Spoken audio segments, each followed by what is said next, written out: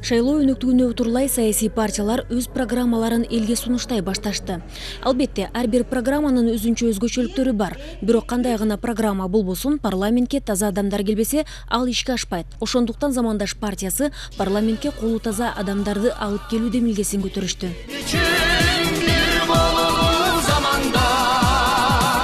Парламентке талапкерлерди көрсөтүү партиянын негиздөөчүсү Муктарбек Өмүракуновдун күчтүү өлкө таза кол менен курулат деген принцибинде болду. Тизмеге киргендер мурда бийликке аралашпаган таза адамдар. Шайлоо тизмеси биз айта эле кеткандай жаңы муун келсин, жаңы элита түзүлсүн, жаштар келсин деп атабыз. Ошол багытта кармалдык. Анан бүт пропорциональный региондордун баардык аймактардан лидерлер чыксын деп, ошол лидерлерди алдыга чыгарганга аракет кылдык. Мындан сырткары талапкерлердин арасында жаш ишкерлер, коомдук ишмерлер, активдүү жаштар бар. Бардыгынын жүрөгүндөгү тилек эл үчүн кызмат кылып, өлкөнүн татыктуу келечегине кам көрүү.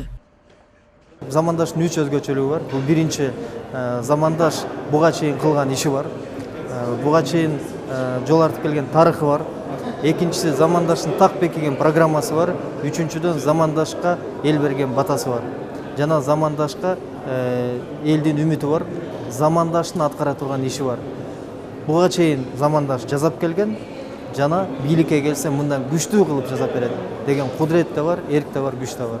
Замандаш партиясы миграция маселесин алгачкылардан болуп көтөрүп, көптөгөн маселелерди чечүүгө жетишкен. Азыр дүйнөнүн ар кайсы бурчунда партияны колдогон мекендештер көп. Айрымдары курултайга катышуу үчүн атайын келишкен. Бизге көз карашы түз болгон партия биздин дагы көз карашыбыз түз болот.